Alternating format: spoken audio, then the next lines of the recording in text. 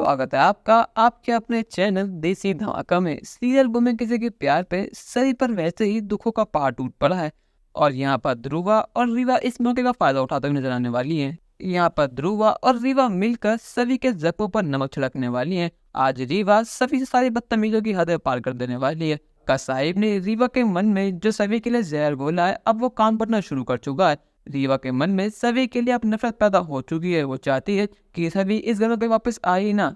यहाँ पर जब ध्रुवा को पता लगता है कि सभी और कहीं नहीं हॉस्पिटल में और उसके पास पैसे भी नहीं है अपनी ताई का ट्रीटमेंट कराने के लिए, तो इस मौके का फायदा उठाने के लिए वो रीवा को अपने साथ ले जाती है। और जैसे ही हॉस्पिटल पहुँचती है वो सभी से कहती है कि अब तुम क्या करोगे सभी, तुम्हारे पास ढंग से खाने के तक के पैसे हैं नहीं और तुमने पूरे एटीट्यूड में कहा था ईशान दादा से कि तुम ये बिल खुद पे करोगी। अब हमें देखते हैं कि तुम ये बिल कैसे पे करोगी। पर लेकिन यहाँ सभी की साइड लेते हुए रीवा कहते हैं कि सभी अगर तुम्हें कोई परेशानी हो तो तुम मुझसे कह देना, अगर तुम्हें पैसे चाहिए तो तुम मुझसे कह देना, मैं तो पैसे दे दूंगी।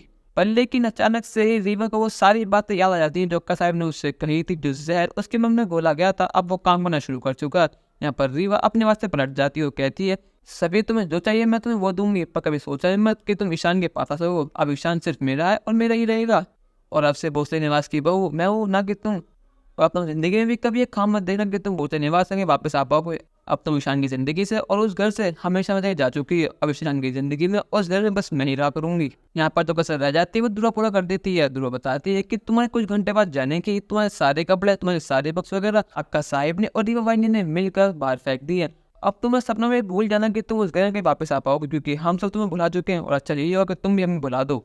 ध्रुवा से ये बात सुनने के बाद सभी को लगता है कि कुछ घंटे बाद जाने के ईशान सर ने उसको धोखा दे दिया। ईशान सर ने उसे अपने रूम से भी बाहर निकाल दिया और ऐसे पूरे दिन इतना अच्छा को ढोंग करते रहते हैं। यहाँ पर सभी ध्रुवा और रीवा को मुंह तो जवाब देती है। वो कहती है कि अगर तुम्हें लगता है कि मुझे तुम्हारी जरूरत है या तुम्हारी ईशान दादा की या उस भोसले परिवार का, तो ये तुम्हारी सिर्फ गलतफहमी है। मैं अकेली ही काफ़ी हूँ अपनी ताई का ख्याल रखने के लिए।